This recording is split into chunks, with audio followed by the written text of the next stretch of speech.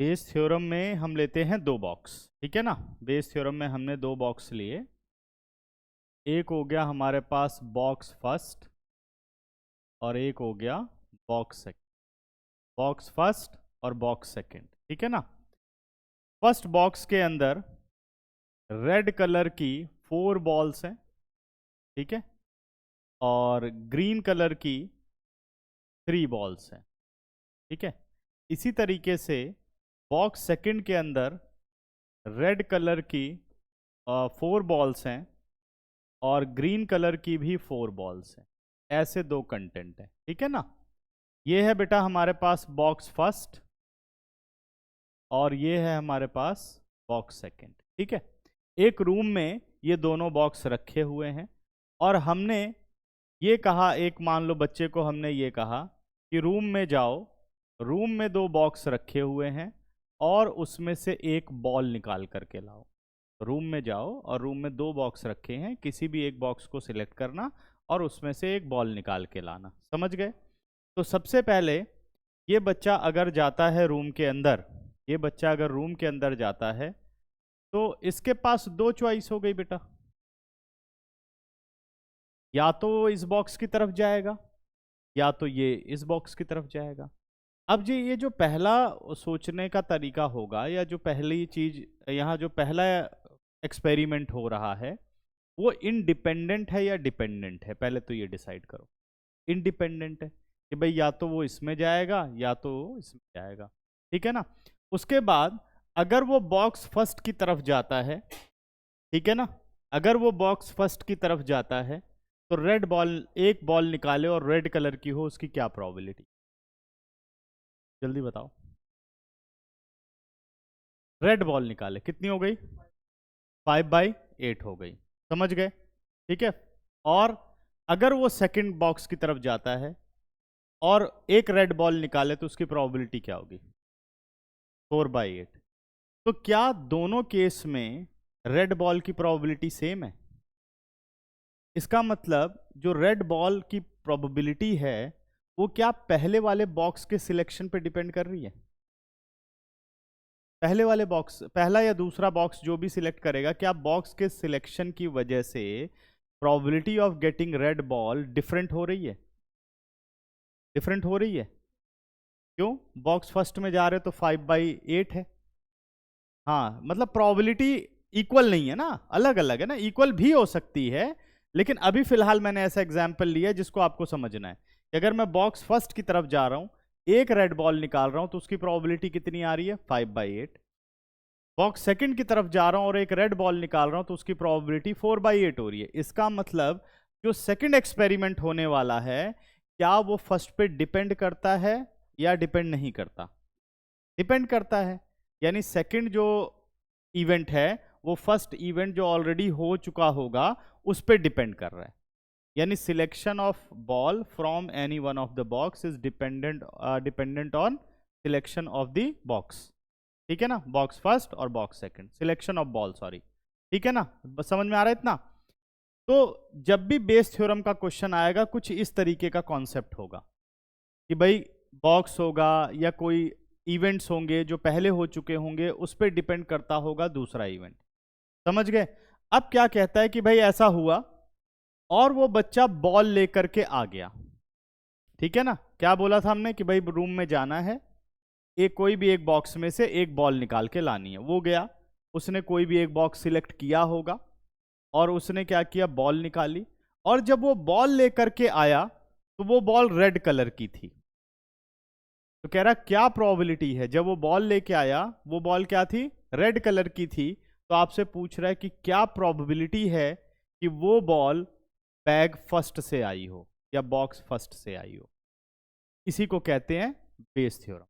यानी जब हम रिवर्स प्रोबेबिलिटी पूछते हैं, यानी जो पहले हो चुका है अगर उसकी प्रोबेबिलिटी पूछते हैं तो उसको हम कहते हैं बेस थ्योरम। समझ गए। अच्छा, अब एक और चलते हैं। मान लो वो कहता है कि भाई वो रूम में जाता है, एक बॉल उसको सिलेक्ट करनी है, क्या प्रोबेबिलिटी है कि उसने रेड बॉल निकाली हो? क्या प्रोबेबिलिटी है कि उसने रेड बॉल निकाली हो? पहले इसको कर लेते हैं, ठीक है ना। प्रोबेबिलिटी ऑफ रेड बॉल, थोड़ा थोड़ा सा भी हम रफली चलेंगे। Probability of getting red ball. अच्छा, अब बिल्कुल इसको मल्टीप्लिकेशन थ्योरम की तरह लेकर के चलो। भाई हम गए रूम के अंदर, हमने इन दोनों में से किसी एक बॉक्स को सिलेक्ट किया, बॉक्स आइडेंटिकल है, तो एक बॉक्स को सिलेक्ट करने की क्या प्रोबेबिलिटी होगी, जल्दी बताओ। 1/2। भाई दो में से कोई एक। मान लो पहला बॉक्स सिलेक्ट किया और हमने रेड बॉल निकाली, पहला बॉक्स सिलेक्ट किया और हमने रेड बॉल निकाली, क्या प्रोबेबिलिटी बनेगी बेटा? 5/8 प्लस, ये भी तो हो सकता है उसने क्या पता सेकंड बॉक्स सिलेक्ट किया हो और फिर रेड बॉल निकाल ली हो, 4/8। तो प्रोबेबिलिटी कितनी हो गई? 9/60। क्या मेरी बात समझ में आई? एक रेड बॉल निकालने की प्रोबेबिलिटी क्या यही होगी कि नहीं होगी? अगर जो एक्सपेरिमेंट आपको समझाया गया उसके अकॉर्डिंग अगर रेड बॉल निकालनी हो तो क्या यही क्वेश्चन होगा? मल्टीप्लिकेशन थ्योरम में पढ़ के आए हो ना। सबसे पहले बॉक्स को सिलेक्ट किया, हो सकता है कि आपने बॉक्स फर्स्ट को सिलेक्ट किया हो और फिर रेड बॉल निकाली हो, या हो सकता है आपने बॉक्स सेकंड को सिलेक्ट किया हो फिर रेड बॉल निकाली हो, क्योंकि उसने बोला ना कि what is the probability of getting a red ball. ठीक है ना। अच्छा, अब चाहे बॉक्स फर्स्ट सिलेक्ट कर रहा हो बॉक्स सेकंड सिलेक्ट कर रहा हो, दोनों ही इंडिपेंडेंट इवेंट में कॉमन बात क्या हो रही है? रेड बॉल निकलना। तो बच्चों जब भी कॉमन इवेंट वाले की प्रोबेबिलिटी पूछेगा उसे बोलते हैं टोटल प्रोबेबिलिटी। जब भी कॉमन वाले की प्रोबेबिलिटी पूछ ले उसे क्या बोलते हैं? Total probability. अगर वो कॉमन को बोल दे कि ये हमें गिवन है, जैसे उसने बोला कि ये हमें पता है कि बच्चा रेड कलर की बॉल लाया है, क्या प्रोबेबिलिटी है कि बॉल को बैग फर्स्ट में से निकाला गया हो? अब ये बेस थ्योरम का क्वेश्चन। इन दोनों की कंफ्यूजन बहुत ध्यान से करना, पेपर में काफी आता है ये। अगर तो मैंने थोड़ा ऐसे इसको बना रखा है कि आप समझो कॉमन इवेंट की प्रोबेबिलिटी का मतलब है टोटल प्रोबेबिलिटी बन रही है, और अगर कॉमन इवेंट गिवन हो और इंडिपेंडेंट की पूछ रहा हो तो उसे हम कहते हैं बेस थ्योरम। उसे क्या कहते हैं? Bayes theorem. ठीक है ना। अभी धीरे धीरे उस पर आऊंगा कि थ्योरम कैसे बनती है, अभी मैंने बस रफ स्ट्रक्चर तुम लोगों को दिया है। बात समझ में आ गई? क्या दिया है? Rough structure. क्लियर है? अब इसको बेस थ्योरम के अकॉर्डिंग समझते हैं कि, और फिर हम उस बेस थ्योरम को भी समझेंगे कि वो थ्योरम बनी कैसे है। अभी दो डिफरेंस समझ में आ गया सबको? हाँ भाई, डिफरेंस समझ में आ गया। टोटल प्रोबेबिलिटी क्या होती है, कॉमन क्या? हाँ हाँ, चाहे वो ग्रीन बोल दे कि भाई बैग फर्स्ट बैग सेकंड में से कोई भी बैग हो, निकली ग्रीन बॉल है, तो इसका मतलब वो कॉमन इवेंट है। समझ गए? अगर उसकी प्रोबेबिलिटी पूछ ले what is the probability of getting green ball, ठीक है, तो क्या है वो? Total probability. अगर प्रोबेबिलिटी पूछ ले कि भाई मिली हमें ग्रीन बॉल है, क्या प्रोबेबिलिटी कि उसे बैग 2 में से निकाला गया है, इंडिपेंडेंट की प्रोबेबिलिटी पूछ ले, तो क्या हो गया?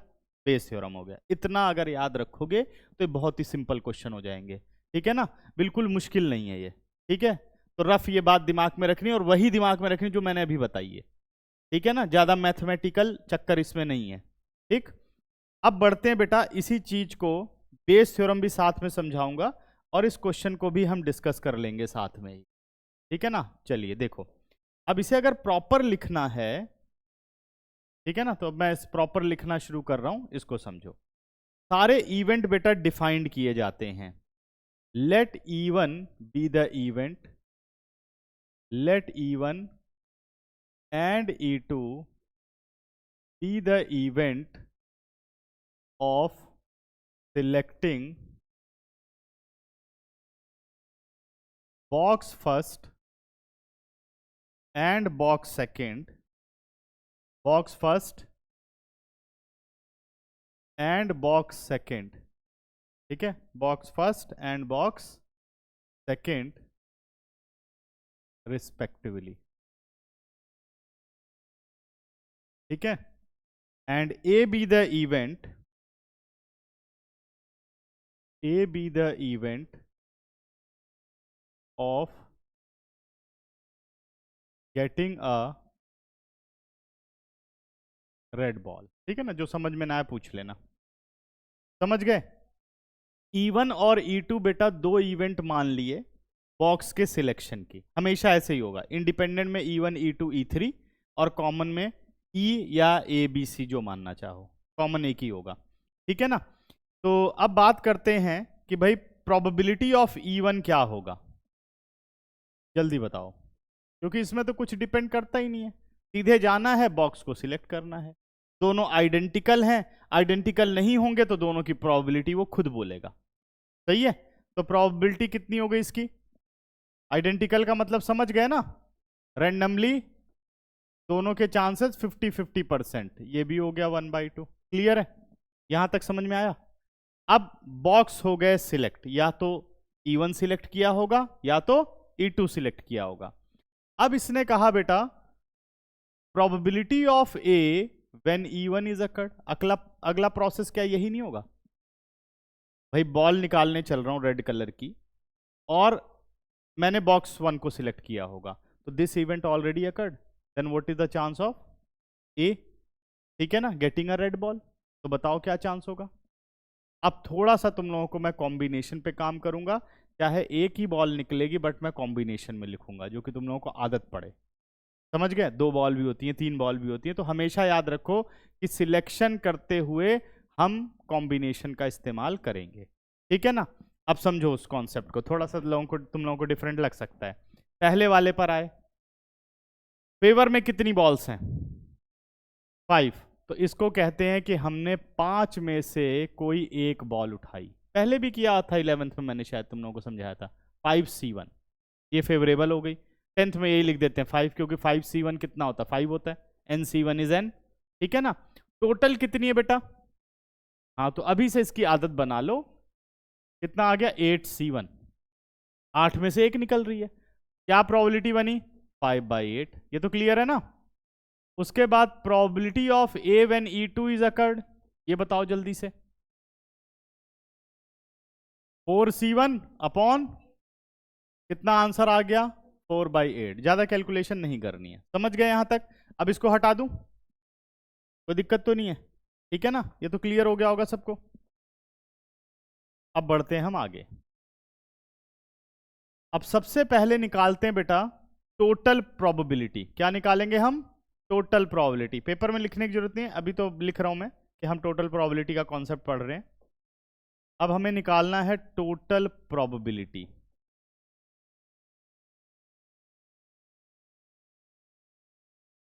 टोटल प्रोबेबिलिटी का मतलब क्या होता है, प्रोबेबिलिटी ऑफ ए, यानी गेटिंग अ रेड बॉल। क्या प्रोबेबिलिटी है, गेटिंग अ रेड बॉल। अब इस प्रोसेस को समझो टोटल प्रोबेबिलिटी में।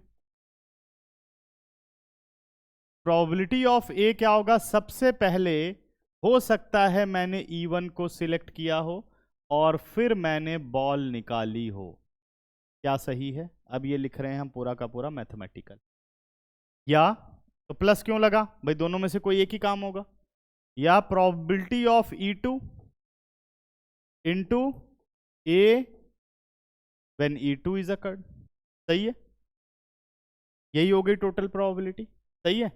अब आते हैं बेस थ्योरम पर। बेस थ्योरम में मैंने क्या बताया आपको,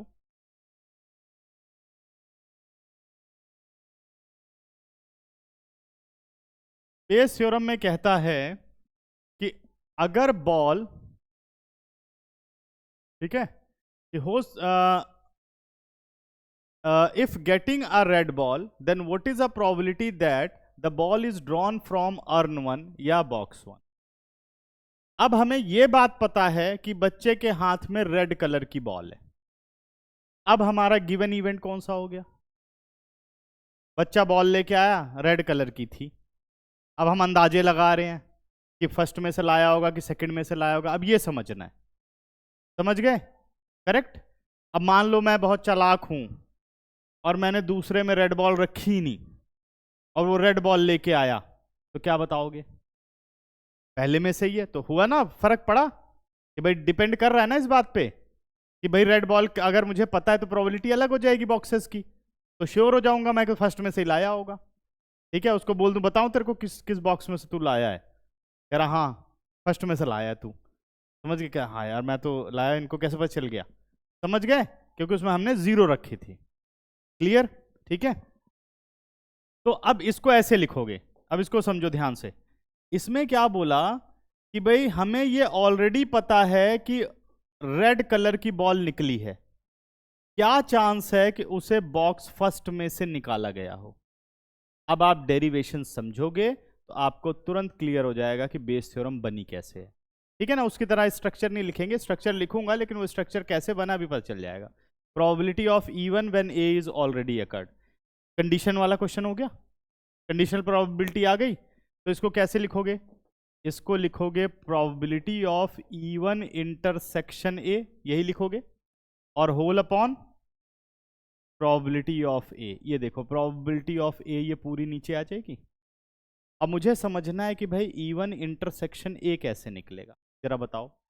इवन इंटरसेक्शन ए, इसी क्वेश्चन में पूरी डेरिवेशन कर दे रहे हैं बेटा हम लोग, क्वेश्चन से ही डेरिवेशन को समझ ले रहे हैं। देखो ध्यान से, अब अगर आपने ये वाला कॉन्सेप्ट देखा A when even is occurred, तो it is equal to what, probability of A intersection E one upon probability of E one, यही होता है ना। ये चीज आप निकाल चुके हो, वो ये रहा probability of A when even is occurred, निकल चुका है ना। अब आपने किया cross multiply, this implies probability of A intersection E one is equal to probability of even into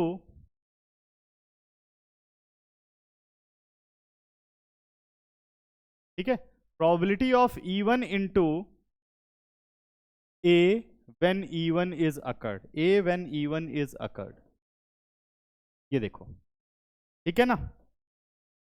अब जो हमने यहां पे काम किया था ये वाला, ध्यान से देखो, ये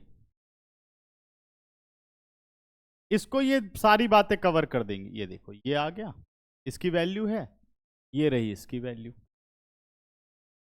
ठीक है। अब अगर मैं कहता हूं probability of event when A is already occurred, it is equal to probability of even into A when even is occurred और whole upon probability of even into A when even is occurred plus probability of E two into A when E two is already occurred. यही है बच्चों Bayes theorem. ध्यान से देखो, school में किया होगा तो ये फॉर्मूला किया होगा, याद है सबको, रखा है स्कूल में, कैसे आया क्लियर। देखो ध्यान से, थ्योरम समझ में आ गया फॉर्मूला। अब इसी बात को थ्योरम में मैं लिखता हूं। थ्योरम क्या समझाती है, थ्योरम ये कहती है कि probability of E I when A is already occurred is equal to probability of E I into probability of A when E I is already occurred और whole upon summation P I into A when ei is already occurred where I starts from 1 and up to n। यही वो formula है। क्या इसी से नहीं बन रहा, नीचे ये टोटल प्रोबेबिलिटी तो बता रहा है, अगर n इवेंट हो जाए e1 e2 e3, तो देखो जब i1 डालोगे e1 into A when e1 is occurred, ये समेशन क्या बता रहा है, अगली टर्म के बीच में प्लस है, सम ऑफ नेक्स्ट टर्म, यानी 2 डालोगे e2 into A when e2 is occurred, 3 हो गई probability of E3 into A when E3 is already occurred, और ऊपर क्या आता जाएगा, अगर वो E1 कह रहा है तो E1 into A when E1 is occurred, अगर वो कह रहा है E2 तो E2 into A when E2 is occurred. हो गई थ्योरम। कुछ मुश्किल, समझ में आया सबको अच्छे से, ठीक है। अब हम अपने क्वेश्चन की तरफ आ जाते हैं, ठीक है ना। क्वेश्चन ये हम लिख चुके हैं पूरा, अब आ जाओ क्वेश्चन को समझो, आंसर करते हैं क्वेश्चन में, और थोड़ा कैलकुलेशन समझने की कोशिश करना जैसे मैं कर रहा हूं यहां पर, ठीक है। तो हमें क्या करना है, probability of A even when A is already occurred, मुझे ये निकालना है probability of event when A is already occurred, formula तो लिख दिया। अब इवन की वैल्यू कितनी है बेटा, 1/2, ए व्हेन इवन इज अकर्ड कितना है 5/8, डिनोमिनेटर में क्या आ गया 1/2 इंटू 5/8 प्लस 1/2 इंटू 4/8। देखो मैंने क्यों नहीं 4 को कट कर दिया था, 4 2 8 नहीं कट किया था। देखो ध्यान से, न्यूमरेटर में 1/16, डिनोमिनेटर में 1/16, दोनों से कॉमन आ रहा है, ऐसे ही कैलकुलेशन करना, ठीक है ना। तो आंसर कितना आ गया हमारे पास, न्यूमरेटर में 5, डिनोमिनेटर में 9, 5/9 होगा इसकी प्रोबेबिलिटी। नहीं तो कैलकुलेशन करते रह जाओगे, यहाँ तक कि देखोगे एनसीईआरटी भी कैलकुलेशन कर रही है, वो पता नहीं क्यों कैलकुलेशन कर रही है, यही नहीं समझ में आ रहा। ठीक है, समझ गए। उसके बाद तो बहुत टाइम था किताब लिखने का, ध्यान से कर सकते थे। लेकिन कई जगह कैलकुलेट करते हुए तुम्हें दिखेंगे, तो आपको बिल्कुल कैलकुलेशन नहीं करनी, ऐसे रखना है, जो कॉमन आया काट देना है, उसके बाद सॉल्व कर देना। ठीक है, क्या डिफरेंस क्लियर हो गया? टोटल प्रोबेबिलिटी कहां पर है? पीए, और बेस थ्योरम कहां है? E I when A is already occurred, यानी कॉमन को जब दे दे और इंडिपेंडेंट की प्रोबेबिलिटी पूछ ले तो बेस थ्योरम। इतनी बात याद रखोगे तो बहुत ही सिंपल सा क्वेश्चन हो। ठीक है, तो बच्चों आ जाओ फटाफट पेज नंबर 425 पर। सॉल्यूशन कोई नहीं देखेगा ईमानदारी से, आप खुद जज करेंगे कि ये टोटल प्रोबेबिलिटी है या बेस थ्योरम है। देखते हैं कौन कौन समझ पाता है। ठीक है, एग्जाम्पल 15 बेटा। A person has undertaken a construction job, a person has undertaken a construction job, the probabilities are 0.65 that there will be strike and 0.80 the construction job will be completed on time if there is no strike। ध्यान से समझना, ठीक है। उसके बाद कहता है कि and 0.32 that the construction job will be completed on time if there is a strike। Determine the probability that the construction job will be completed on time। अब मुझे आप ये बताओ कि इसमें इंडिपेंडेंट क्या है और कॉमन क्या है। गौरव आप बताओ, पढ़ो इसे बार बार, सोचो, सारे पढ़ के सोचो, बुक नहीं इसके साथ हो जा तू। कॉमन क्या है? स्ट्राइक होना या ना होना कॉमन इवेंट है। और पढ़ो, और ध्यान से पढ़, और ध्यान से पढ़।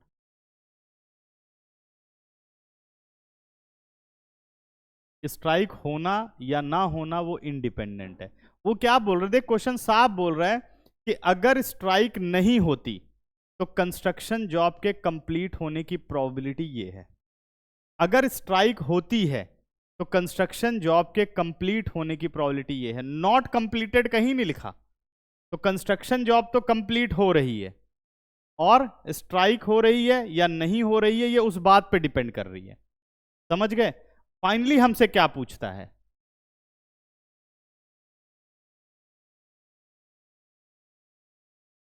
तो किसकी प्रोबेबिलिटी पूछ रहा है? टोटल है या बेस थ्योरम है? ये टोटल प्रोबेबिलिटी है, शाबाश। क्योंकि वो किसकी प्रोबेबिलिटी पूछ रहा है? जो कॉमन है दोनों में कि भाई construction job completed on time, उसी की प्रोबेबिलिटी पूछ रहा है। अगर ये कहता if the construction job is completed on time या construction job is completed on time, then what is a probability that there will be strike और देयर इज नो स्ट्राइक। अगर इनकी प्रोबेबिलिटी पूछ लेता जो इंडिपेंडेंट है, तब क्या होती? वो बेस थ्योरम होती। तो बोर्ड में क्वेश्चन रिवर्स भी आया था ये, उसमें किसकी प्रोबेबिलिटी पूछ ली कि यहां स्ट्राइक नहीं हुई है, इसकी क्या प्रोबेबिलिटी है। समझ में आया? सिंपल क्वेश्चन, क्लियर हुआ? चलो अब इसको करके दिखाता हूं। ठीक है, एग्जाम्पल नंबर 15। बहुत सिंपल है, बिल्कुल मुश्किल नहीं है ये, अगर तुम लोगों ने ध्यान से मेरी सारी बातें सुन ली तो, है ना। ध्यान से, बिल्कुल बहुत ही इजी वे में समझना है, लेमैन लैंग्वेज में, कोई इतना इसमें रॉकेट साइंस नहीं है। ठीक है ना। तो क्या करना है बेटा? स्ट्राइक होना है ना, क्या बोल रहे हैं? A person has undertaken the construction job, the probabilities are 0.65 that there will be strike. Strike होने की प्रोबेबिलिटी 0.65 है। Let E1 be the event, let events लिख देता हूं E1, there will be strike.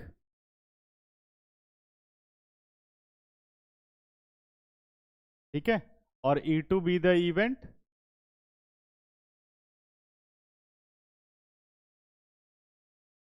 There will be no strike. ठीक है ना।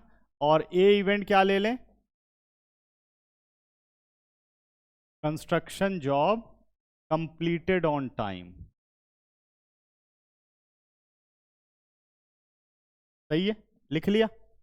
अब आ जाओ, प्रोबेबिलिटी ऑफ E1 क्या होगा, जल्दी बताओ।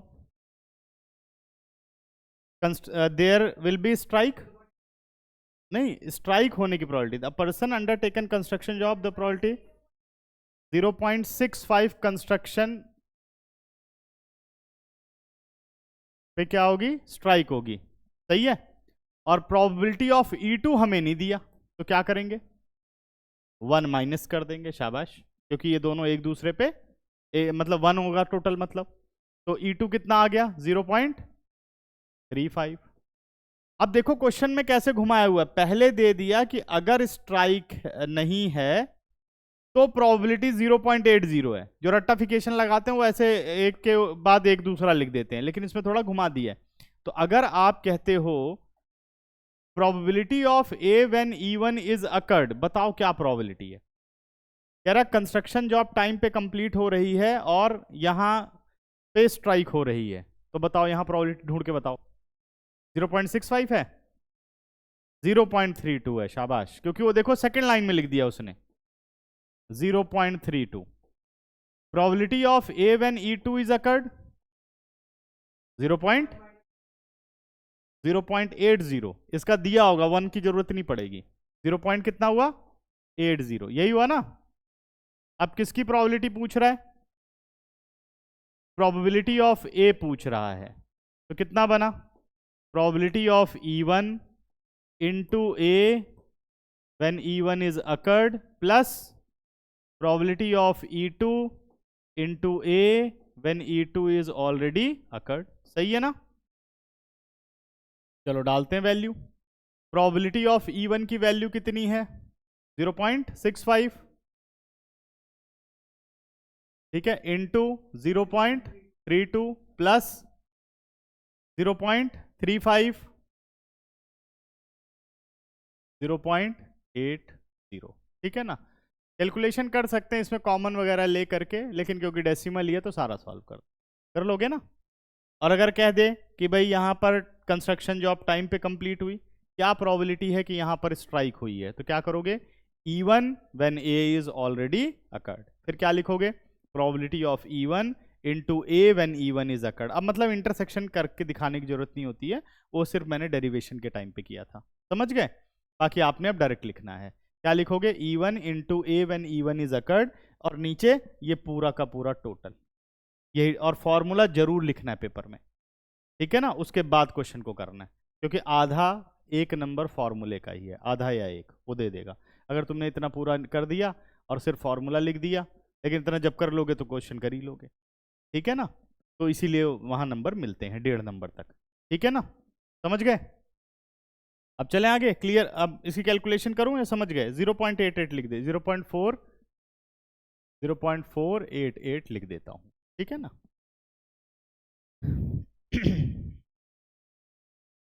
अब आ जाओ एग्जाम्पल नंबर 16, या इस पे बढ़ने से पहले मैं आपसे एक क्वेश्चन पूछता हूं, 13.3 का फर्स्ट क्वेश्चन।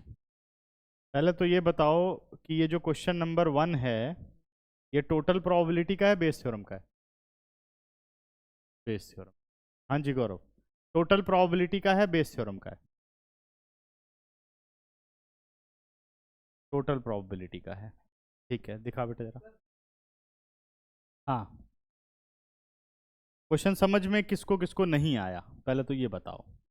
हाँ जी, नहीं समझ में आया। देखो क्वेश्चन क्या बोल रहा है, an urn contain 5 red and 5 black balls, black को मैंने डार्क ब्लू से बना दिया। A ball is drawn at a random, एक बॉल को ड्रॉ किया गया, its colour is noted and return to the urn, ठीक है। मोreover 2 additional balls of the color drawn are put in the urn and then a ball is drawn at a random. What is the probability that the second ball is red? What is the probability that second ball is red? पहले पूरा question ध्यान से समझो। क्या कहता है कि आपने एक बॉक्स में 5 रेड और 5 ब्लैक कलर की बॉल हैं, आपको एक बॉल निकालनी है, सही है। जब आप एक बॉल निकालोगे तो वो बॉल रेड कलर की भी हो सकती है और ब्लैक कलर की भी हो सकती है, अब ये दोनों बातें क्या हो गई, इंडिपेंडेंट इवेंट हो गई। ये दोनों बातें क्या हो गई, इंडिपेंडेंट हो गई। सही है ना। अब इसको समझते हैं। ठीक है, यहां तक क्लियर हुआ। मान लो आपने क्या किया, पहले ड्रॉ में आपने एक रेड बॉल निकाली। ऐसे लिखो, let E1 be the event getting a red ball in first draw and E2 be the event getting a red ball in second draw. किया।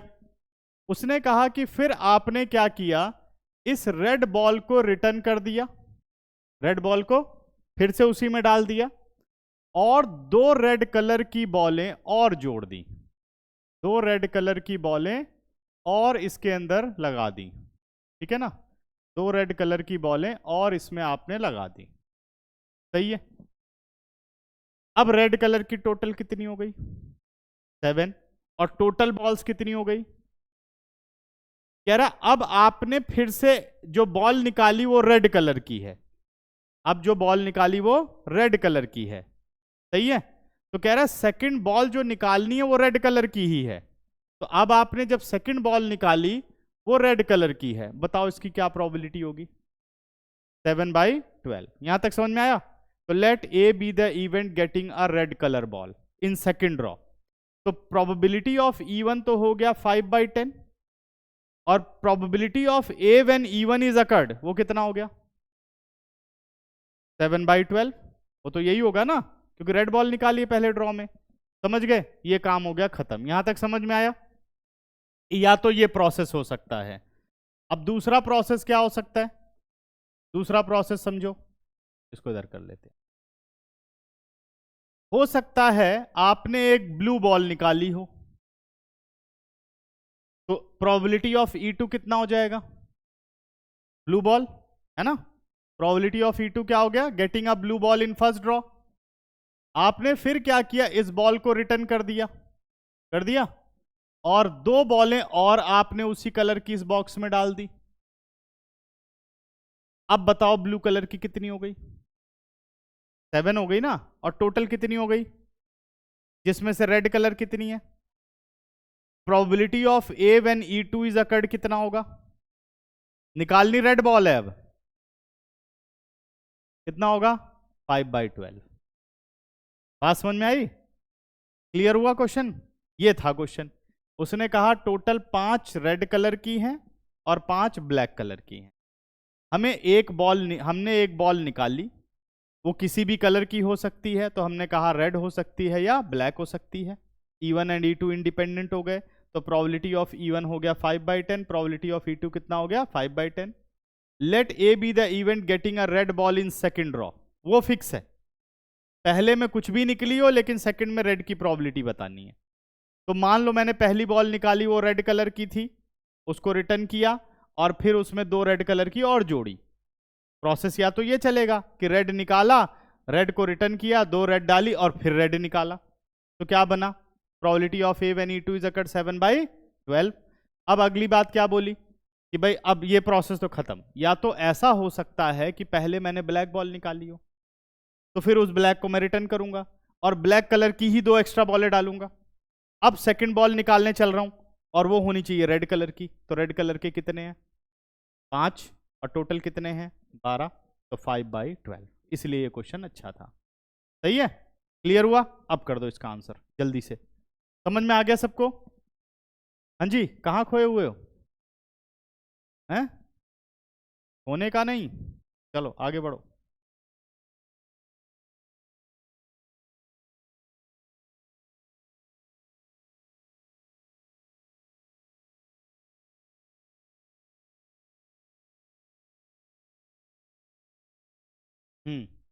E2 be the event getting a black ball,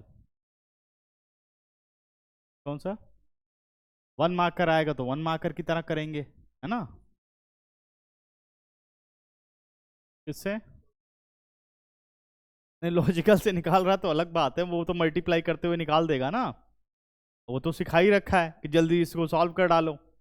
अब इसको जिसको आता है वो तो ऐसे कर देगा ना, एक नंबर का आएगा तो एक नंबर जैसा करना है, और अगर ये 3 नंबर का आएगा तो सब कुछ लिखना है, उसको लॉजिकल नहीं कि सीधे लिख दिया आंसर। हाँ, MCQ तो कर ही सकते हो। MCQ तो वही हो गया ना, 1/2 इंटू 7/12 प्लस 1/2 इंटू 5/12। एक ही लाइन में आंसर हो गया, है ना।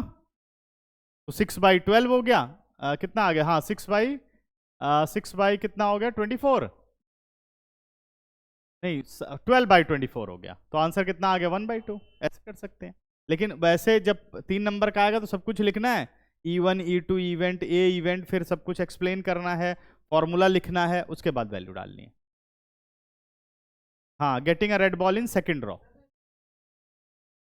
अगर ये बेस थ्योरम कहता है बेटा कि वो कहता है if ball second drawn ball is red in colour, then what is the probability that first drawn ball is red और first drawn ball is black. ठीक है ना, समझ गए, तो ये बेस थ्योरम बन जाती। तो अब टोटल और इसमें डिफरेंस सबको क्लियर, ठीक है, चलें आगे।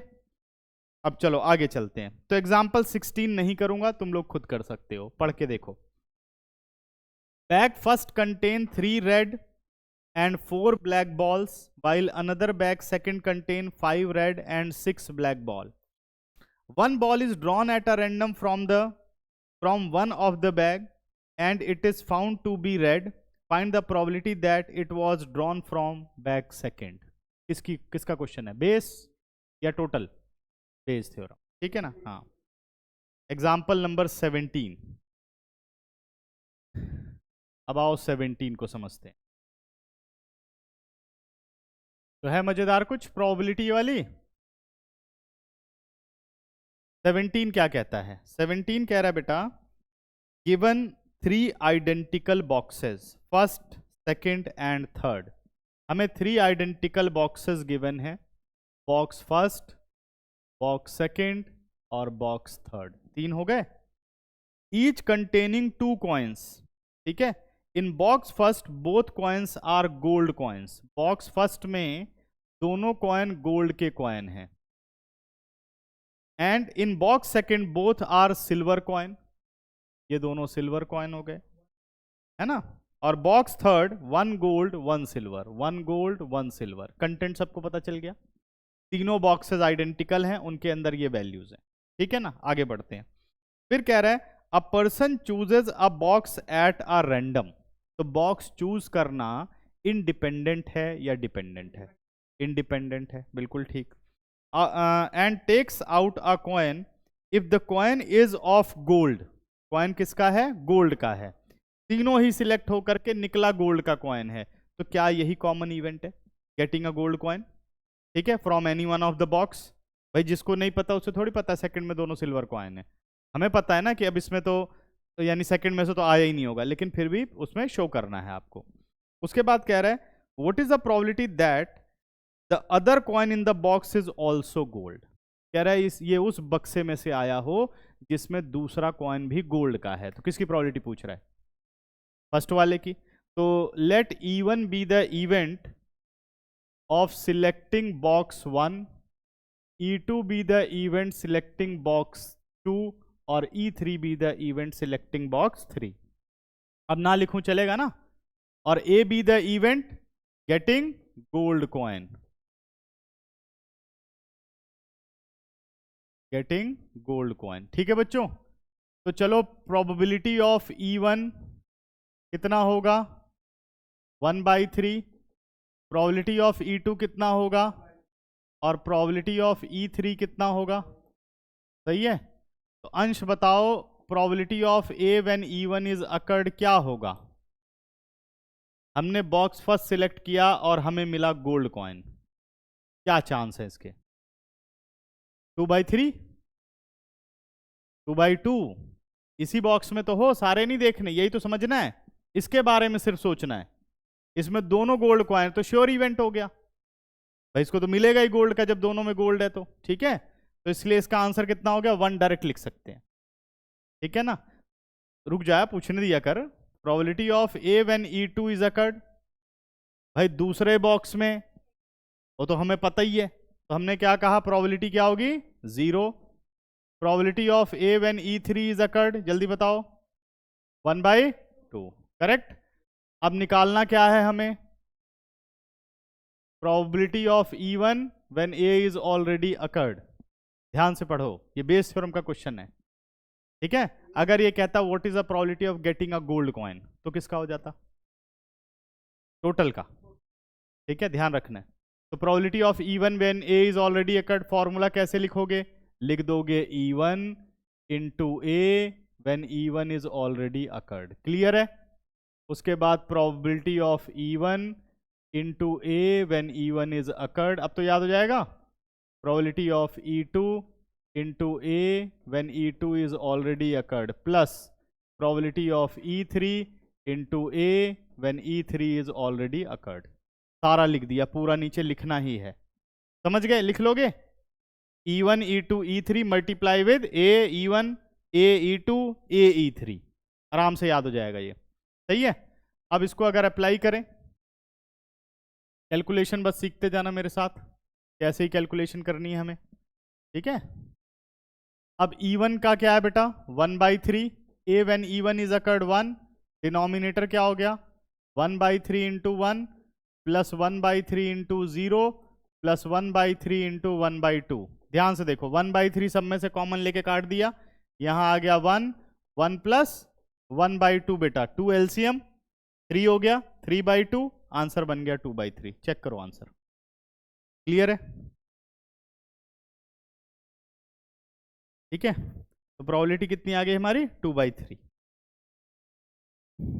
इसके बाद, अच्छा इस पे तो अभी नहीं आएंगे, नोट कर लिया सबने?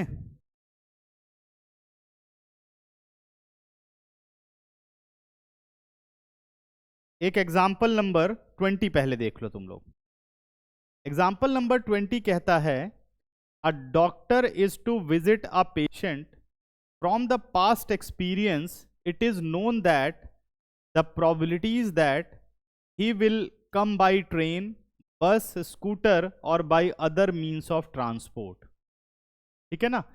उसके अपने पेशेंट के घर विजिट करने के जो मोड ऑफ ट्रांसपोर्ट हैं वो ट्रेन है, बस है, स्कूटर है और अदर मीन्स ऑफ ट्रांसपोर्ट है। उसकी प्रोबेबिलिटी है 3/10, 1/5, 1/10 एंड 2/5। ठीक है, वो पेशेंट के घर ट्रेन से आए, उसके चांस है 3/10।